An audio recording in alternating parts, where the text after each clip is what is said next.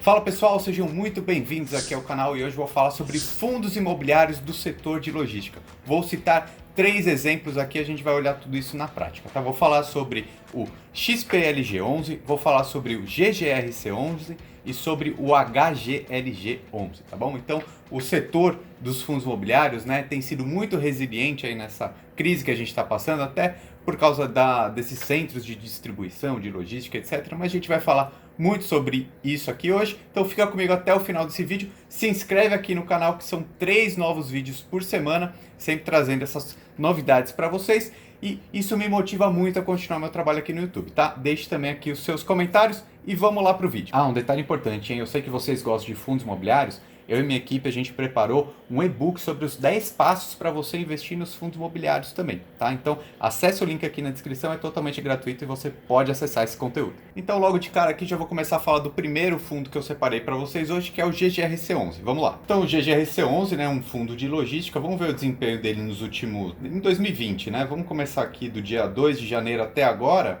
Olha só, ele caiu 20,74%. Eu acho que é o fundo que tem mais sofrido aqui dentre os que eu vou falar hoje, mas a gente vai verificar isso aqui juntos. Mas se a gente for pegar desde a pior baixa, que foi em março, né, até agora já teve uma alta de 27,81, né? Então eu acho que os preços aí já estão se acomodando nesse novo cenário, né? Nem tão altos quanto estavam ali em janeiro, em dezembro, e nem tão baixos quanto estava ali em março. Mas vamos continuar a análise aqui do GGRC11, ó. Ele é um fundo que ele tem 770 milhões de patrimônio, né? Então é um fundo grande, ele não tem aquela linha que eu sempre costumo olhar, que é acima de 1 bilhão, mas 770 milhões é um patrimônio muito relevante, né? E olha só que interessante, o preço sobre valor patrimonial dele está 1,01. O que isso quer dizer?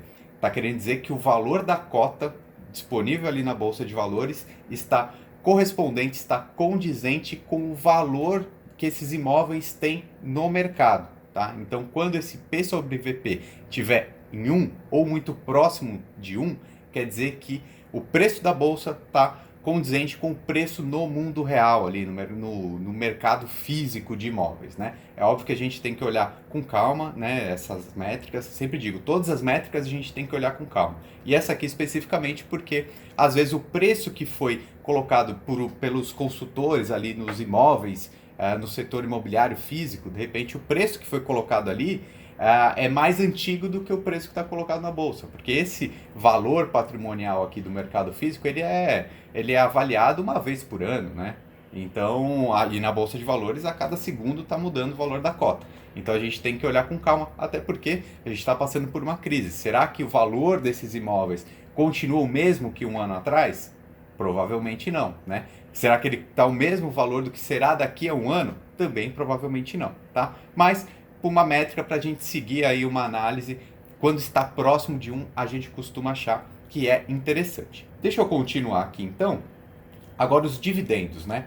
O GGRC11 pagou 7,23% nos últimos 12 meses, que é um valor bem alto, né? Se a gente for pensar que a taxa Selic é em cerca de 3% ao ano, né? Nesse exato momento que eu gravo é exatamente 3%, um fundo que só pague com os dividendos 7% é ótimo, é excelente, né? Mas aí a gente também tem que olhar que o último mês ele pagou um pouquinho menos do que ele costuma, né? Na média, esse fundo aqui deve pagar mais ou menos uns 0,6%, mas no último mês pagou só 0,49%. E eu vou mostrar para vocês por quê. Está havendo inadimplência dos inquilinos desse imóvel, tá? Mas a gente vai falar mais sobre isso. Aqui a gente consegue ver bem claro, né, nesse gráfico que o mês de abril foi mais baixo, né? Eles tinham um valor maior ali nos pagamentos dos dividendos mensais e diminuiu um pouquinho, a gente precisa ficar atento com o que vai acontecer depois. Então olha só, são 15 ativos, né? São 15 imóveis que esse fundo tem em 8 estados diferentes, então isso daqui é muito importante,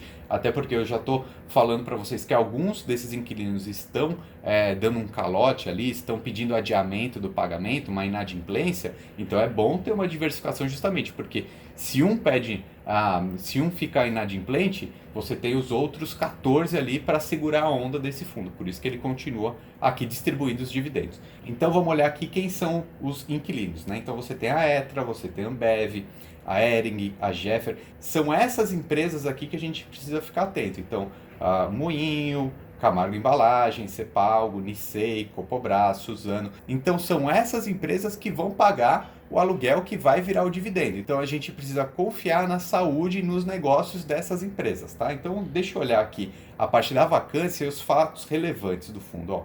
Então, 100% dos imóveis estão locados desse fundo. Então isso aí já mostra que são imóveis de boa qualidade, né? Que tem uma certa procura.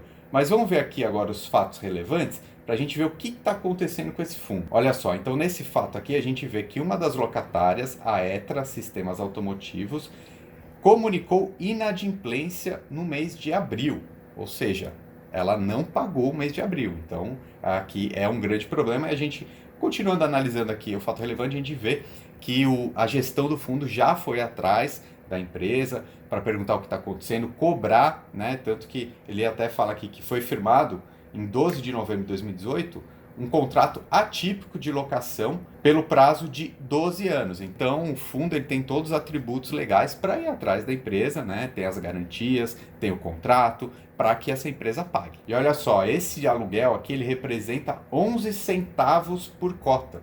Lembra que eu olhei ali, tá falando tá pagando um pouquinho mais nesse último mês? Provavelmente foi por causa dessa inadimplência aqui que diminuiu pelo menos esses 11 centavos por cota. E o problema aqui é que não foi só esse fato relevante, né? Outros fatos relevantes também, outras empresas pediram o adiamento, né? O diferimento, que é pagar depois, ou a própria inadimplência. Ó, você pode ver aqui que a farmácia e drogaria Nissei, né? Após muitas tratativas realizadas pelo fundo, regularizou a inadimplência, tá? Então, por exemplo, essa farmácia aqui, ela ficou sem pagar um mês, mas o fundo foi lá, negociou com eles e aí a farmácia, essa empresa aqui, fez o pagamento. Então esse aí é o lado bom de você ser um cotista de um fundo imobiliário, porque imagine se você fosse o dono exclusivo do imóvel, né? Você que teria que ir lá negociar com esse inquilino que não está pagando, né? Nesse caso, você tem uma equipe profissional de gestão aqui que faz esse trabalho pesado aí. E continuando aqui, você vê que tem outros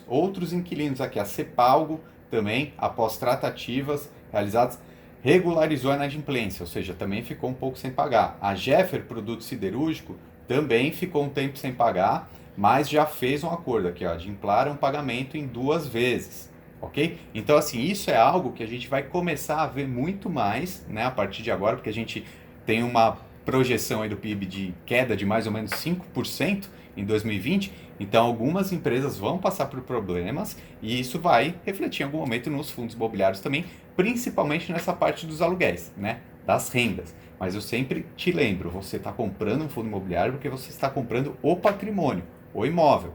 Então, a gestão do fundo, ela pode acionar judicialmente, né, esses locatários que não estão pagando, pode simplesmente, de repente, em algum momento, saírem essas empresas e alugar para outras, porque o imóvel tem valor. Tem empresas, tem pessoas que querem esses imóveis, né? Isso é um grande trunfo de quem investe num fundo imobiliário. Então, também um outro ponto que a gente tem que ficar atento, procurar empresas que aluguem esses imóveis, que sejam empresas classe A, né? Que tenham um bom valor de mercado ali, que vão conseguir superar essa crise, tá? Então vamos continuar olhando aqui. Agora vamos ver como que está o HGLG 11, tá? Então, olha, vamos ver como que está a cotação dele desde o começo do ano.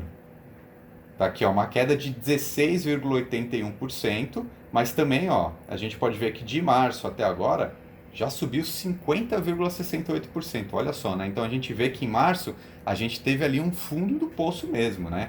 Era uma perspectiva muito negativa e agora o mercado já está se posicionando num preço novo. Olha, é um fundo que tem 1,6 bilhão de patrimônio, né? Bastante. E o preço sobre o valor patrimonial dele está um pouco acima do que a gente gosta, né? Está 1,31, né? Eu costumo dizer que na margem ali entre 0,9 e 1,10 seria o mais saudável, né? Para você procurar um fundo imobiliário. 1,31 provavelmente o valor da cota hoje está acima do preço que esses imóveis estão valendo a mercado. Mais uma vez, faça a ressalva. Pode ser que esse preço a mercado seja antigo, então atualmente vale a menos mesmo. Então, de repente, o P sobre o VP está um pouco mais condizente e não seja esses 1,31. Mas vamos continuar olhando aqui os dividendos, né? Olha, é um fundo que ele pagou 5,27 nos últimos 12 meses, tá? E o último mês 0,45. Então você vê que não teve mudança nenhuma, né? Nos últimos meses, ó, tá pagando igualzinho. Então é bem constante. Vamos olhar no relatório gerencial quem são esses inquilinos e por que está tudo igual. Então parece que esse fundo aqui não tem sofrido. Ó, são 11 ativos em 4 estados diferentes, né? Então tem uma diversificação boa.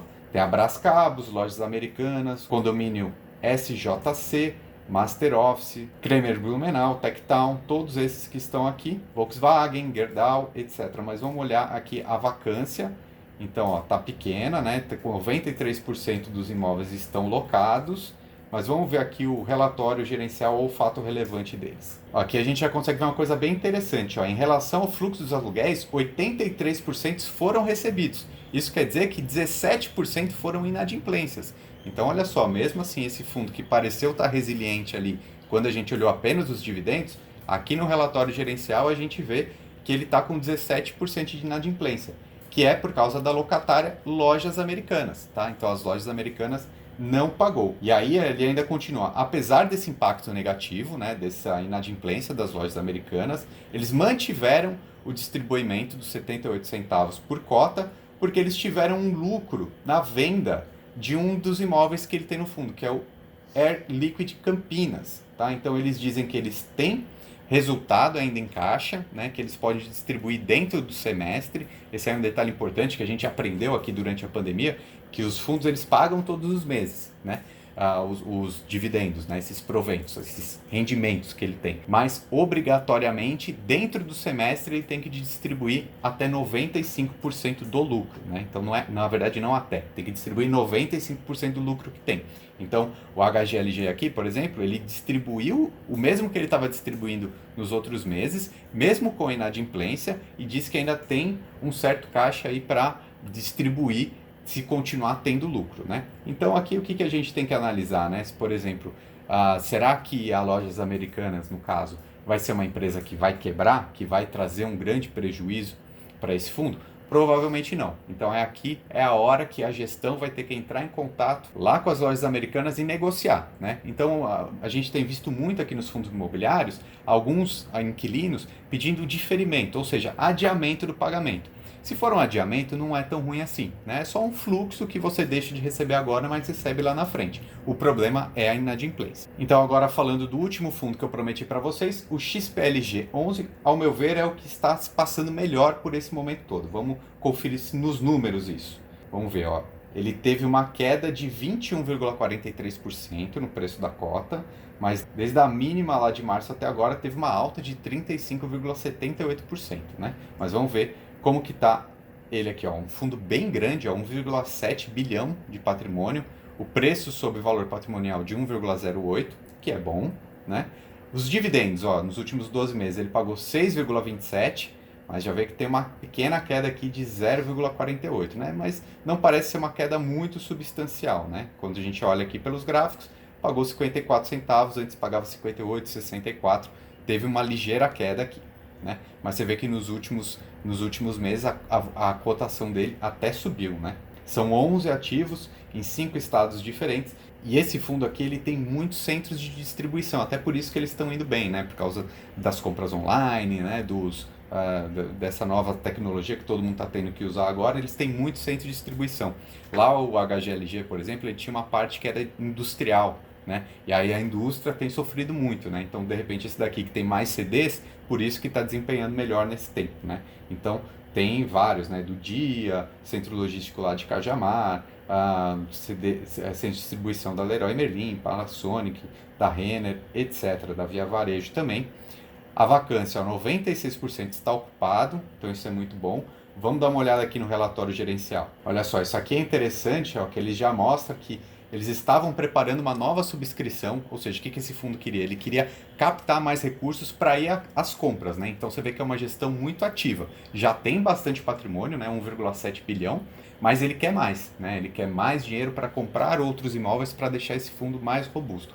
Mas por causa dessa crise toda que a gente passou, eles adiaram esses planos, então não vai ter subscrição por enquanto. Olha só que interessante também, eles falaram que receberam 11 pleitos para flexibilização dos termos locatícios, ou seja, negociações, né?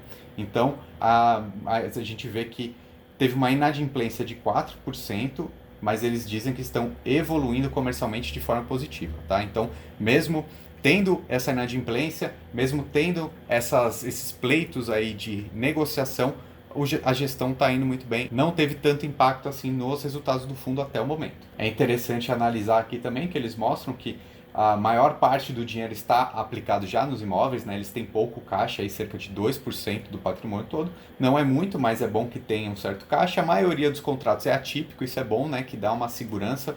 Só teria aí o vencimento dos contratos, a maioria depois de 2023, né? Então a gente espera que lá nessa data a gente já esteja melhor, isso é positivo. Uma coisa interessante aqui que ele mostra também a diferença: 82% dos investidores são pessoa física, sendo que a maioria é quem mora no Sudeste, 62% dos investidores. Então aqui vale muito a pena também continuar analisando o relatório, porque ele mostra exatamente quais são os imóveis, né? Então o centro de distribuição da Panasonic, da Via Varejo, do Dia, etc. É muito interessante você analisar também os relatórios gerenciais quando você quiser investir em algum fundo imobiliário. Então o que eu vejo desse cenário todo agora? Inclusive tem até algumas pessoas falando que estão comprando fundos imobiliários como um hedge, né? Como uma proteção.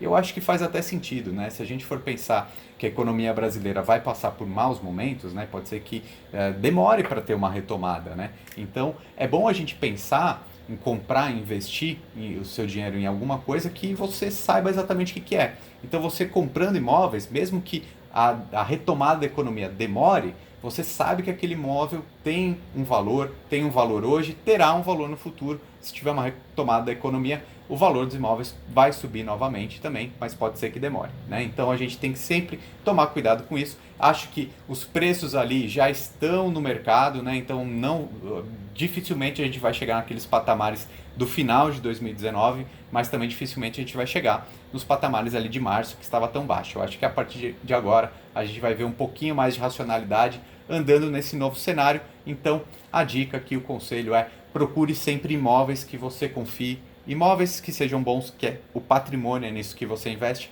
a gestão sendo eficiente, e depois você vai lá e olha as métricas, tá? Então se inscreva aqui no canal, compartilhe esse vídeo com os seus amigos, deixa aqui embaixo também os seus comentários. Meu nome é Ricardo Natali e seja muito bem-vindo aqui ao canal Lucro FC.